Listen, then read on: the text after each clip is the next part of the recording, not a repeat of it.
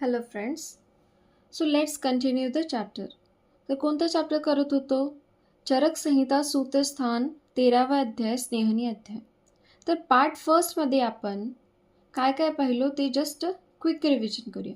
तर त्यामध्ये आपण पाहिलो की स्नेह योनी किती आहेत? 2. स्थावर जंगम. नंतर पाहिलो की स्नेहाचे प्रकार किती प्रकार आहेत? 4. घृत, तैल, वसा, मज्जा. त्यानंतर पाहिलो या स्नेहाचे गुण. नंतर पाहिलं आपण स्नेहपान काळ, नंतर अनुपान, त्यानंतर स्नेह प्रविचारणा, स्नेह मात्रा. हे पार्ट फर्स्टमध्ये झालं. So let's not waste the time and continue the chapter. तर आता आपण ह्यामध्ये स्नेहयोग्य पुरुष पाहणार आहोत की घृतमध्ये कोणते योग्य पुरुष आहे? तैल, वसा, मज्जा हे स्नेह घेताना कोणते कोणते योग्य पुरुष आहेत याचा आपण माहिती घेऊया. तर घृतमध्ये सेवनयोग्य पुरुष वातपित्त प्रकृतीवाले. मुख्यतः कोणते? वातपित्त प्रकृतीवाले.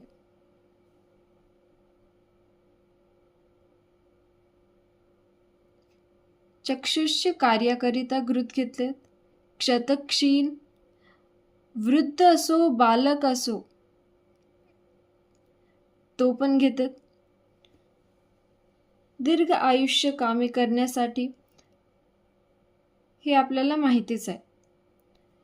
बल, वर्ण, स्वर यांचं वर्धन करण्यासाठी. शरीर पुष्टी, संतान प्राप्ती, सुकुमार कांती, स्मृती, मेधा, क्षुद्धी, बुद्धी, इंद्रिय शक्ती या सगळ्यांचं वर्धन करण्याकरिता. दाह, शस्त्र, विष इत्यादींनी जे पीडित आहे त्यांनी पण घृताचं सेवन केलं जातो. नंतर तैलमध्ये आपण कॉमनली काय म्हणू शकतो की त्वचासाठी हितकर. कफवृद्धीवाले तैल. मेदस्वी, गल, उदरभागी मेद संचिती, वातव्याधींनी पीडित, बलवृद्धी, कार्श्य, लाघव, दृढता, स्निग्ध, तनु, श्लक्षण, कृमी कोष्टी, क्रूर कोष्टी, नाडी व्रणाने पीडित त्यांनी तैलाचे सेवन करायला पाहिजे. मग वसामध्ये काय? वसा म्हणजे बोन मॅरो आपण अगोदर पाहिला. तर त्यासाठी योग्य पुरुष वात, आतप इत्यादी सहन करू शकणारे. मग भार, अश्वग्नी इत्यादींनी जे कृश झालेले आहेत त्यांनी वसा सेवन करायला पाहिजे. शुक्रक्षय, रक्तक्षय, अस्थिसंधी, सिरा, स्नायू, मर्म व कोष्ठगत उदरात. मग उदरवातात शूल असताना, मग वायूमुळे स्त्रोतरोध असल्यास, तीव्र जाठराग्नी, वसा 7व्या व्यक्ती त्यांनी वसा स्नेह सेवन करायला पाहिजे. मज्जेमध्ये दीप्त अग्नी, क्लेशसह, स्नेह 7व्या, अधिक मात्रेत भोजन सेवन करणारे, वातव्याधींनी पीडित, क्रूर कोष्टी, स्नेहनास योग्य. तर इथे त्यांनी म्हटले कृमी आणि क्रूर दोन्ही सांगितले आणि ती क्रूर सांगितले. सो हा थोडासा लक्षात ठेवायला पाहिजे. मज्जामध्ये क्रूर कोष्टी आहेत आणि तैलमध्ये कृमी आणि क्रूर दोन्ही कोष्टी आहेत. आता हे झाले स्नेह योग्य पुरुष. स्नेह अयोग्य पुरुष कोणते आहेत की ज्यांनी सेवन करायला नाही पाहिजे? तर त्यासाठी आपण बघूया की शोधन उपक्रम न करताही रुक्षता आली तर त्यांनी स्नेहन करू नये.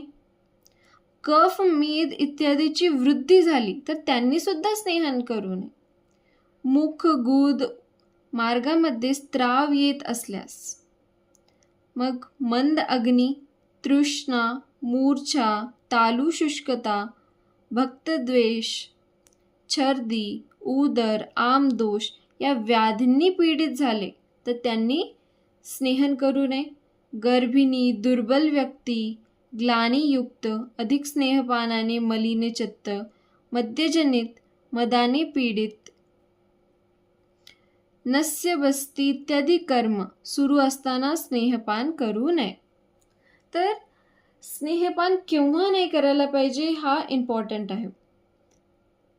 जर आता शोधन कर्म केला तर आपल्याला माहिती थोडेफार रुक्षता येऊ शकते, पण जरी शोधन कर्म नाही केले तरी रुक्षता आली तर त्यांनी नाही करायला पाहिजे. कफ मेद ऑलरेडी वृद्ध आहे, त्यांनी स्नेहपान करायला नाही पाहिजे.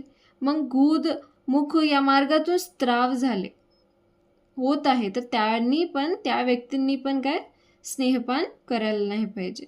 मग कोणते कोणते व्याधी आहेत त्यामध्ये स्नेहपान नाही करायला पाहिजे?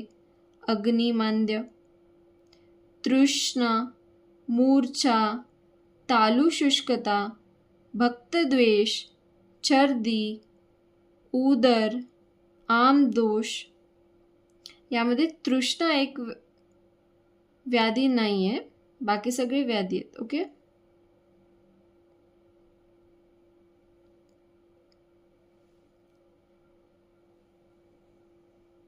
नस्य बस्तीमध्ये सुद्धा स्नेहपान करायला नाही पाहिजे. आता हे झालं स्नेहपान योग्य समजलो, अयोग्य समजलो. आता पाहूया लक्षणे कसे आहेत.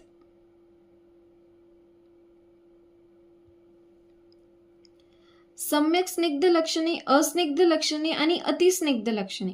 सम्यक स्निग्ध लक्षणे म्हणजे प्रॉपर सिम्पटम, म्हणजे हा स्नेहपान चांगला झाला आहे हे सिम्पटम या लक्षणावरून आपल्याला कळतं. जर स्नेहपान व्यवस्थित नाही झाला म्हणजे अस्निग्ध लक्षणे, आणि खूपच जास्त स्नेहपान झाला तर ते अतिस्निग्ध लक्षणेमध्ये येतात. तर सम्यक स्निग्ध लक्षणे पाहूया आपण. तर सम्यक स्निग्ध लक्षणेमध्ये स्निग्ध मल प्रवृत्ती होते, स्निग्ध मल प्रवृत्ती, जाठराग्नी प्रदीप्त असते, त्वचा कशी असते, मार्दव त्वक स्निग्धता, वातानुलूमन. तर हे स्निग्ध लक्षणे, सम्यक स्निग्ध लक्षणे आहेत. अस्निग्ध लक्षणेमध्ये शुक्र ग्रथित मल प्रवृत्ती असते, अग्नी मांद्य असते, खरता रुक्षता शरीर असते, प्रतिलोम वायू असते. आणि खूप जास्त स्नेहपान झाला तर त्याची लक्षणे काय कळेल आपल्याला? सामल प्रवृत्ती, अरुची, गौरव, जाड्य, उत्क्लेश. उत्क्लेश म्हणजे वॉमिटिंग सारखी ते भावना असते तर त्याला उत्क्लेश म्हणतात. तर पांडुता, तंद्रा. आता हे समजण्यासाठी जस्ट कॉमनली कसं समजेल आपल्याला? तर सम्यक स्निग्ध लक्षणे, अस्निग्ध लक्षणे आणि अतिस्निग्ध लक्षणेमध्ये. तर मल कसा आहे सम्यक स्निग्ध लक्षणेमध्ये? स्निग्ध मल प्रवृत्ती. कशी आहे? स्निग्ध मल प्रवृत्ती. अस्निग्ध लक्षणेमध्ये शुक्र आणि ग्रथित मल प्रवृत्ती. आणि खूप जास्त स्नेहन झाला हे आपल्याला कसं कळेल? साम मल प्रवृत्ती दिसते. ठीक आहे. तर सम्यक स्निग्ध लक्षणेमध्ये अग्नी कशी आहे? प्रदीप्त अग्नी आहे. अस्निग्ध लक्षणेमध्ये अग्नी मांद्य आहे, मंद अग्नी आहे. तर आता शरीर कसं आहे? शरीर किंवा त्वचा म्हणू शकतो आपण. तर सम्यक स्निग्ध लक्षणेमध्ये मार्दव, त्वक स्निग्धता, मार्दवता आणि स्निग्धता दिसते. तेच अस्निग्ध लक्षणेमध्ये खरता, रुक्षता हा दिसतो. आणि अतिस्निग्ध लक्षणेमध्ये गौरव, जाड्यपणा दिसतो.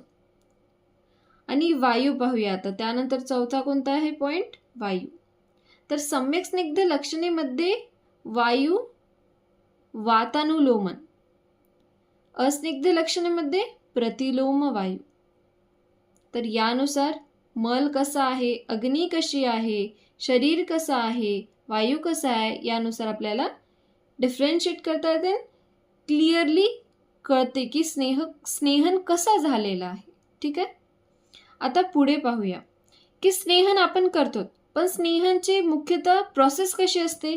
फर्स्ट आहे पूर्वकर्म, नंतर प्रधान कर्म, नंतर पश्चात कर्म. पूर्वकर्म म्हणजे स्नेहपान करण्यापूर्वीची जी अवस्था, जे काही कार्य केला जातो त्याला पूर्वकर्म म्हणतो.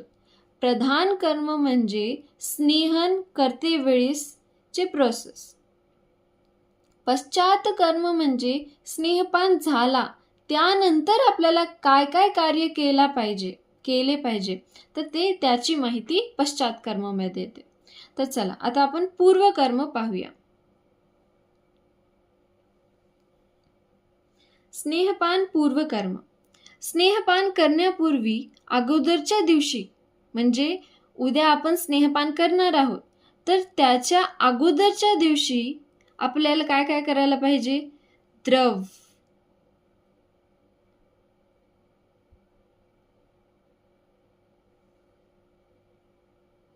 द्रव पदार्थ, उष्ण पदार्थ, अनाभिसंधी पदार्थ, न अतिस्निग्ध पदार्थ, असंकीर्ण पदार्थ, असंकीर्ण या सगळ्या पदार्थाचा योग्य मात्रेत सेवन केला पाहिजे.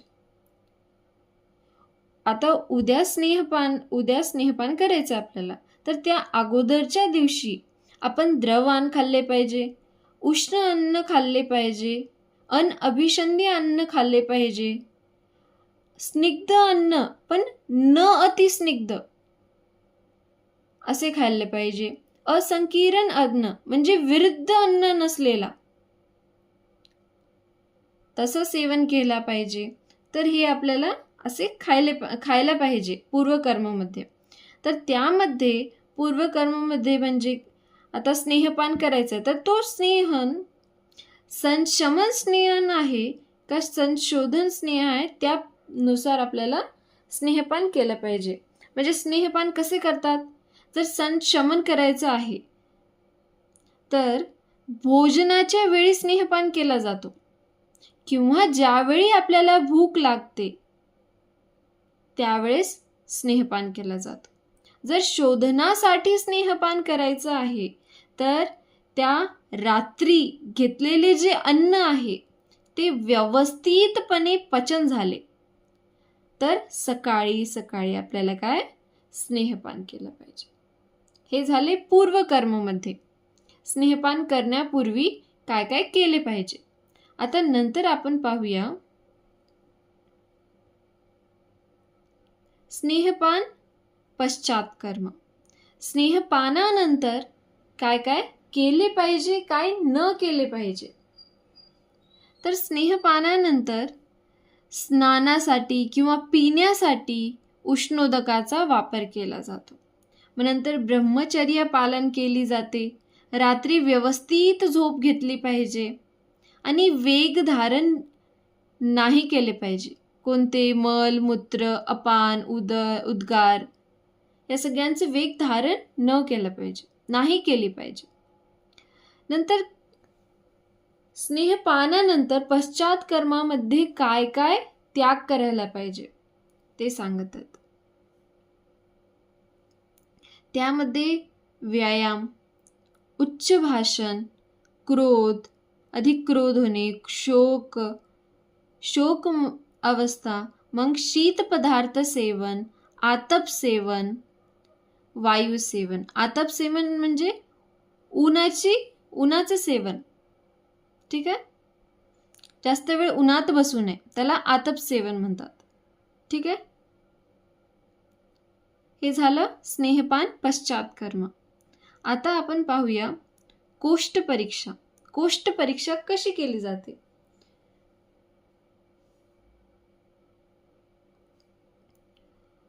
कोष्ठ हे 3 प्रकारचे असतात. मृदू कोष्ठ, क्रूर कोष्ठ आणि मध्यम कोष्ठ. तर आता मृदू कोष्ठ आणि क्रूर कोष्ठ मध्ये डिफरन्स पाहूया की मृदू कोष्ठ म्हणजेच काय आणि क्रूर कोष्ठ म्हणजेच काय. मृदू कोष्ठ म्हणजे अच्छपान केल्यानंतर, अच्छपान म्हणजे केवळ स्नेहन पान करणे म्हणजे अच्छपान. अच्छेपान केल्यानंतर किंवा फक्त स्नेहपान केल्यानंतर सम्यक स्नेहाची लक्षणे जी आपण वर पाहिली, ती जर लक्षणे योग्य दिसली, 3 दिवसात दिसत आहे सम्यक स्निग्ध लक्षणे, तर तो मृदुकुष्ठ आहे. जर हाच सम्यक स्नेहाची लक्षणे 7 दिवसानंतर दिसत आहे, तर त्याला क्रूर कोष्ठ म्हणतात. ठीक आहे. तर मृदुकोष्ठी रुग्णामध्ये ग्रहणीमध्ये पित्त प्रबल असते, वात आणि कफ मंद असतात. तर मृदुकोष्ठी व्यक्तीमध्ये सुखपूर्वक विरेचन होतात. तर विरेचन द्रव्य कोणते आहेत? विरेचन द्रव्य गूळ, दुग्ध, दुग्ध म्हणजे दूध, इक्षुरस, दधी, घृत, कृशरा, नवीन मद्य, कोष्णजल, गंभारी स्वरस, त्रिफळा, द्राक्षा, पिलू, हे झाले विरेचन द्रव्य. पण हाच विरेचन द्रव्य जर क्रूर कोष्ठी व्यक्तींनी सेवन केला तर त्याला इफेक्ट दिसेल का वमनमध्ये? नाही. का नाही दिसणार? कारण का यामध्ये स्नेहपान केल्यानंतर जी लक्षणे दिसतात ते 7 दिवसानंतर दिसते ना, आणि इथे कसं दिसतं? 3 दिवसानंतर दिसते. इथे 3 दिवसात दिसते आणि इथं 7 दिवसात दिसते. तर डिफरन्स आहे की याला खूप जास्त मृदू विरेचन चालत नाही. तर क्रूर कोष्ठी रुग्णांमध्ये मृदुकुष्ठीचे विरेचन द्रव्य सेवन केल्याने विरेचन होत नाही. का होत नाही? याच्या मागे रिझन काय आहे? रिझन आहे की वातप्रधान असते अशा रुग्णांमध्ये, क्रूर कोष्ठी रुग्णांमध्ये. जर असेच द्रव्य दिले तर त्यांच्या ग्रहणीमध्ये वात प्रकोपांचा उपद्रव संभवतो. तर यामुळे हे इकडं दिली जात, योग्य प्रकारे विरेचन होत नाही दिले तरी. ठीक आहे.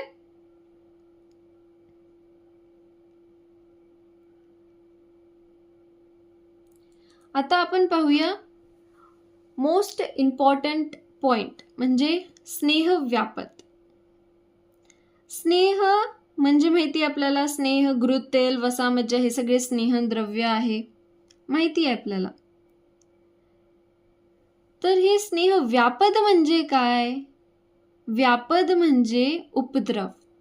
व्यापद म्हणजे उपद्रव. तर स्नेह व्यापदचे कारण काय आहे? रिझन काय आहे यामध्ये व्यापद होण्याचे, उपद्रव निर्माण होण्याचे? का होतात स्नेह उपद्रव?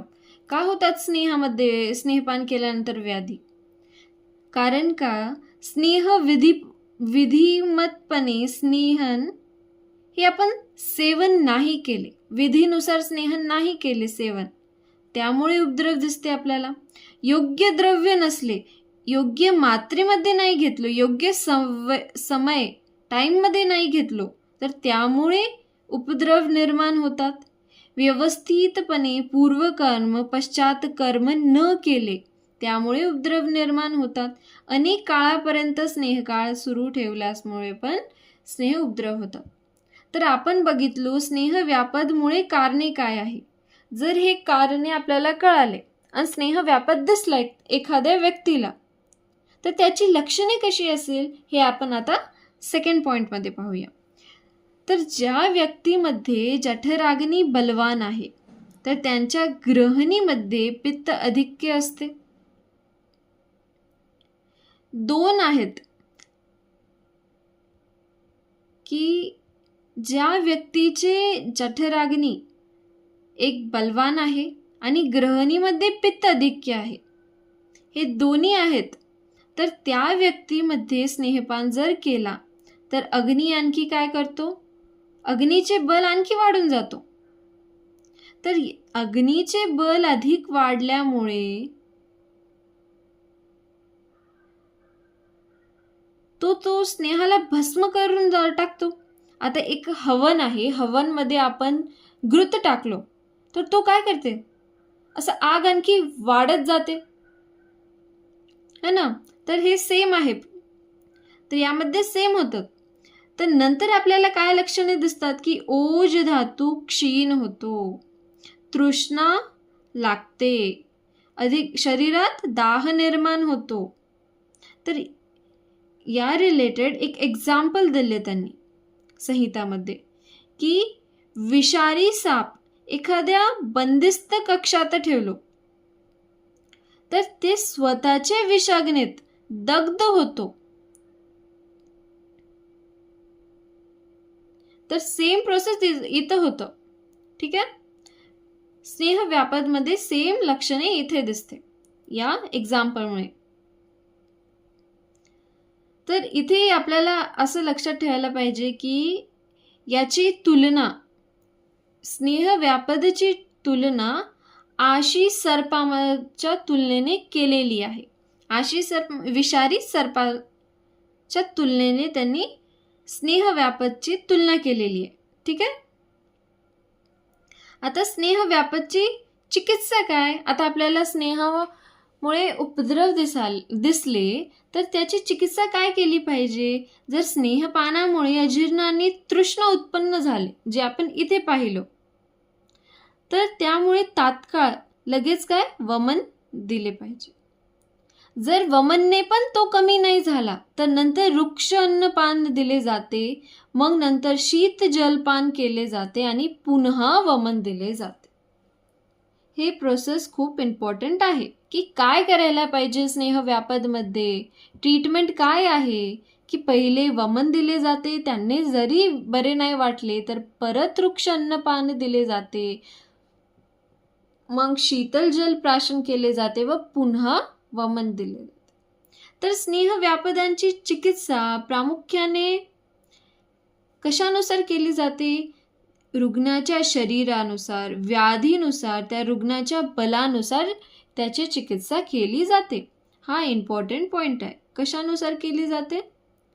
शरीर व्याधी बलानुसार. ठीक आहे. प्रामुख्याने चिकित्सा कोणती आहेत? वमन, स्वेदन, विरेचन, तक्रारिष्टपान किंवा तक्र, वृक्ष अन्नपान, गोमूत्र सेवन आणि त्रिफळा दिले जाते. ठीक आहे. तर यामध्ये स्नेह व्यापदमध्ये आपल्याला एक गोष्ट लक्षात ठेवली पाहिजे की स्नेहपान करते वेळेस जर रुग्णामध्ये पित्त साम असेल,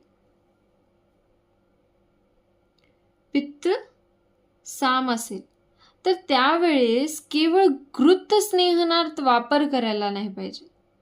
तर का नाही करायला पाहिजे? याच्या मागे रिझन काय आहे की घृत सर्व शरीरात पसरून संज्ञावह स्त्रोतसात प्रवेश करते आणि रुग्णाची संज्ञा नष्ट करते.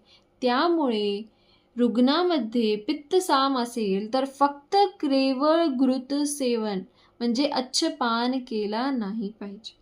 ठीक आहे. मग स्नेह व्यापद, तर व्यापद म्हणजे उपद्रव. तर कोणते कोणते उपद्रव दिसते? 19 उपद्रव दिसतात. कोणते कोणते दिसतात? 19. ते कोणते आहेत उपद्रव? तंद्रा, ज्वर, स्तंभ, स्थैमित्व, वाकसंग, तृष्णा, विसंगता, उत्क्लेश, अनाह, आमदोष, उदर, ग्रहणी, अरुची, शोथ, शूल, कोष्ठ, कंडू, पांडू, अर्श. आता सध्याला म्हणजे काय एकदा पाहूया की तंद्रा म्हणजे अति झोप घेणे, झोपीची भावना येणे. उत्क्लेश म्हणजे मळमळ, उलटीची भावना होणे. अनाह म्हणजे अजीर्ण किंवा अपचन होणे. ज्वर म्हणजे ताप. स्तंभ म्हणजे शरीरातील जडता, हालचाल न होणे. विसंगता म्हणजे काय? कोऑर्डिनेशन हरवणे, जसे की शारीरिक मानसिक संतुलन न होणे. कुष्ठ तर माहितीये, त्वचा विकार. कंडू खाज. पांडू म्हणजे ॲनिमिया. शोथ म्हणजे सूज आणि शूल म्हणजे वेदना. अरुची तर माहितीच आहे, रुची नसणे, अन्नाची रुची न नसणे. तृष्णा म्हणजे अतिपिपासा. उदर म्हणजे पोटाशी संबंधित विकार. ग्रहणी म्हणजे ग्रहणी दोष. स्थैमित्य म्हणजे जडत्व किंवा शरीर थंड व शिथिल होणे. वाकसंग म्हणजे वाणी निघण्यात अडचण. शूल म्हणजे वेदना. आमदोष म्हणजे आम म्हणजे अपक्व अन्न पोटात राहणे, त्याला आमदोष म्हणतात.